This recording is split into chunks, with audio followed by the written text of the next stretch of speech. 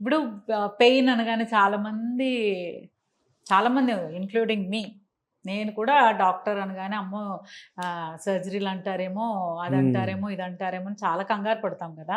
So అలా లేకుండా ఒక ట్రీట్మెంట్ తీసుకురావడం అనేది అసలు ఎలా సాధ్యమైంది?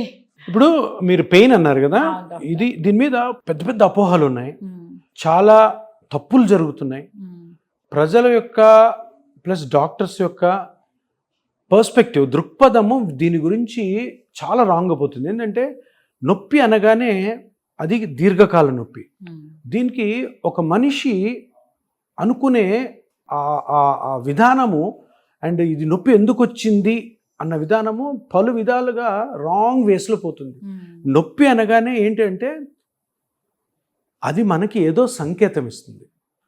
నీ బాడీలో ఏదో ఒకటి పార్ట్ నీకు ఒక వార్నింగ్ సైన్ ఇస్తుంది, బాస్ ఇది ఏదో చూడు దీని సంగతి. ఆ, దాన్ని మనము చాలామంది అంటే దగ్గర దగ్గర 80% మన ఇండియాలో అవుట్ సైడ్ కంట్రీస్లో కూడా ఇలాగ ఉంటుంది. ఏదో పెయిన్ కిల్లర్ వేసుకొని సప్రెస్ చేసేద్దాము, ఆ, పెయిన్ కిల్లర్ వేసుకొని సప్రెస్ చేసుకొని పనిలో పడిపోదాము. మీరు ఎన్నో షూట్స్ చేస్తుంటారు, అవును. హెడేక్ వస్తుంది, టక్కన ఒక ఏదో పారాసిటమాల్ వేసుకొని, అంతే. ఎందుకంటే వర్క్ ఇంపార్టెంట్ అక్కడ. Work important. కానీ మనం ఆలోచించేది ఏంటంటే ఏదో కంటిన్యూస్గా వస్తుంది హెడేక్ అంటే ఏదో ఏదో చెప్తుంది ఇది మనకి, అంత ఈజీ కాదు అన్నది ప్రజల్లో అవేర్నెస్ లేదు, డాక్టర్స్లో కూడా అవేర్నెస్ లేదు.